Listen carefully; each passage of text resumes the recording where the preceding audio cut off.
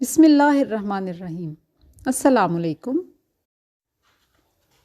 ہم لوگوں کے رویوں کے بارے میں سوچیں یا نہ سوچیں، اس کا دو لفظی مختصر سا جواب تو یہ ہے کہ نہ سوچیں، لیکن ہمیں سوال کے جواب میں اس انکار کی وجہ سمجھنے کی ضرورت ہے، جس کے بعد امید ہے کہ ہمارا دماغ لوگوں کے رویوں کے متعلق ہرگز نہ سوچنے پر قائل ہو سکے گا۔ سب سے پہلے تو یہ سمجھ لیجئے کہ ایک کامیاب اور پرسکون زندگی گزارنے کا 70% انحصار ہمارے رویے اور محض 30% انحصار حالات پر ہے۔ اب دیکھیے کہ رویہ کیا ہے۔ ہمارا رویہ ہماری سوچ کا عملی نمونہ ہے۔ ہم جس طرح کی سوچ رکھتے ہیں وہ ہمارے رویے سے ظاہر ہوتی ہے۔ مثال کے طور پر اگر ہماری سوچ روحانی ہے تو ہماری گفتگو اس کا پتہ دے گی، کاروباری، تفریحی یا سیاسی ہے تو بھی ہماری بات چیت میں اس کی جھلک ہوگی۔ اسی طرح اگر ہماری سوچ ہر وقت لوگوں کے رویوں کے گرد گھومتی رہے گی تو وہ پریشانی یا تکلیف جو ان رویوں کے باعث ہمیں ملی وہی ہماری بات چیت اور شخصیت میں نمایاں ہونے لگے گی، جو کہ ایک منفی عمل ہے، کیونکہ ان رویوں پر جلنے کڑھنے اور انہیں سوچتے رہنے سے آپ نہ تو ان کے رویے بدل سکتے ہیں اور نہ ان میں بہتری لا سکتے ہیں۔ البتہ اپنا سکون اور صحت آپ ضرور بڑی آسانی سے تباہ کر سکتے ہیں۔ اب اگر آپ کے ذہن میں یہ آ رہا ہے کہ سوچنا ہمارے بس میں نہیں ہوتا، لوگوں کے برے رویوں کے متعلق ایسی سوچیں تو خود ہی دماغ میں آ جاتی ہیں، تو ایسا ہرگز نہیں ہوتا۔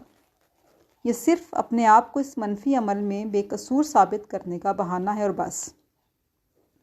آپ یاد رکھیے کہ جس طرح ہم ایک گاڑی میں بیٹھے ہیں اور اسے اپنی مرضی کی سمت اور رفتار سے کہیں بھی لے جائیں، لیکن اس کا کنٹرول اسٹیئرنگ کی صورت میں اپنے ہاتھ میں رکھتے ہیں، کیونکہ ہمیں اس بات کا بخوبی علم ہے کہ صرف اسٹیئرنگ چھوڑ دینے سے وہ غلط سمت کا انتخاب کر کے فوراً ہمیں حادثے سے دوچار کر دے گی۔ اسی طرح ہم اپنے دماغ کو بھی خود کنٹرول کرتے ہیں۔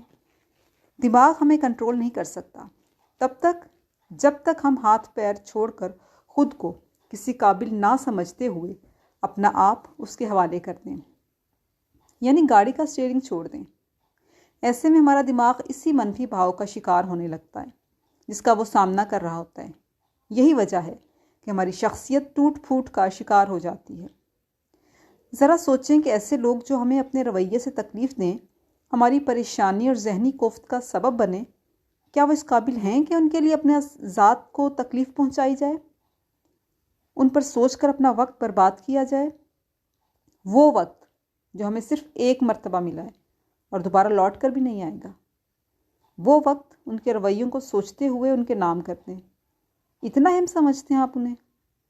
میری مانے تو ایسے افراد ان کی کم ظرف رویوں اور ان کی جلی کٹی باتوں کو چلتی ٹرین سے نظر آتے مناظر کی طرح جتنی جلدی ہو سکے ذہن سے اوجھل کر دیا کریں، کیونکہ آپ کو اللہ نے بڑی ہی محبت اور پیار سے بنا کر اس دنیا میں محبت اور پیار بانٹنے کے لیے بھیجا ہے۔ لیکن ایک بات بتائیے، اگر پتیلے میں پانی ہو تو وہاں سے کھیر بانٹی جا سکتی ہے بھلا؟ نہیں نا۔